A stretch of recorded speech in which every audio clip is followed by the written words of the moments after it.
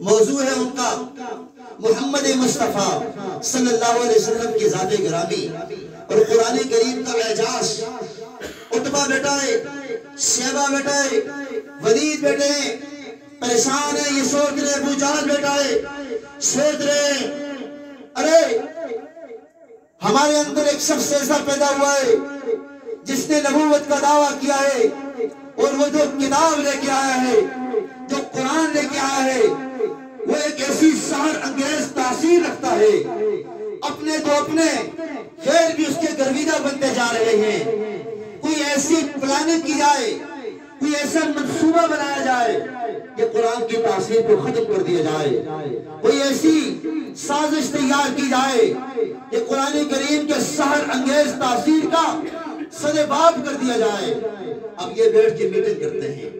اب ان کے اندر جو عتبہ تھا یہ بڑا قادر الکلام تھا، بعض اوقات باطل کو وہ چرب لسانی اور وہ طلاقت لسانی حاصل ہوتی ہے کہ حق والے دیکھ کر پریشان ہو جاتے ہیں، وہ یہ سمجھتے ہیں یہ باطل حق پر ہے۔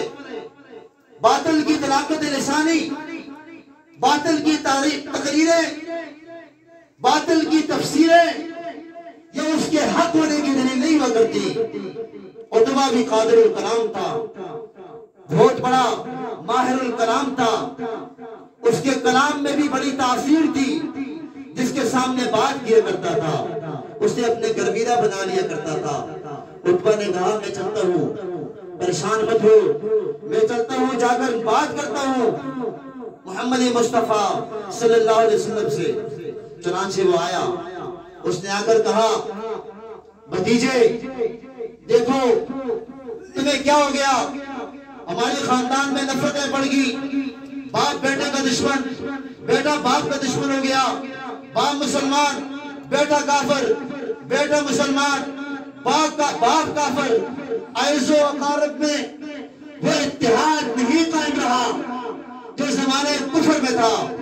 آؤ میں تمہیں ایک پیشکش کرتا ہوں، بھتیجے تمہیں کیا چاہیے؟ اگر مال چاہیے ہم سارے مل کر جتنا مال تمہیں چاہیے تمہارے قدموں میں اڑے دیتے ہیں۔ اگر تمہیں عورت چاہیے، عرب کی جس خوبصورت عورت پہ ہاتھ رکھو گے وہ تمہارے نکاح میں کرنے کو تیار ہیں۔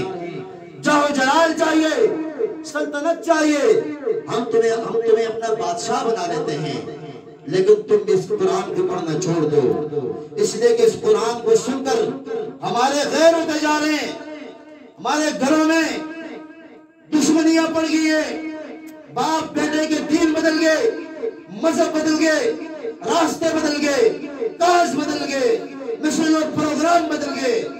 امام الانبیاء صلی اللہ علیہ وسلم نے جب یہ پیشن گوئیاں، جب اس کی یہ لالچ اور یہ طمع امام الانبیاء صلی اللہ علیہ وسلم نے سنی، فرمایا نہیں ایسے نہیں ہو سکتا۔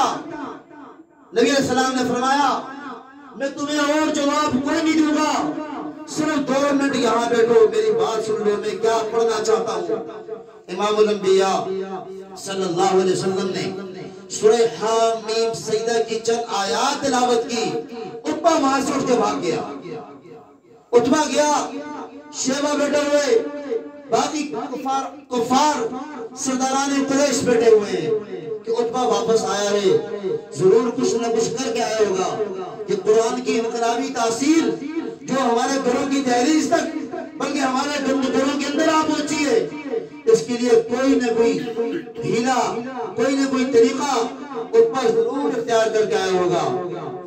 عتبہ نے کہا خدا کی قسم قرآن میں اللہ نے وہ تاثیر رکھی ہے، قرآن میں اللہ نے وہ سحر انگیز تاثیر رکھی ہے، اگر میں تھوڑی دیر اور بیٹھتا میں بھی مسلمان ہو جاتا۔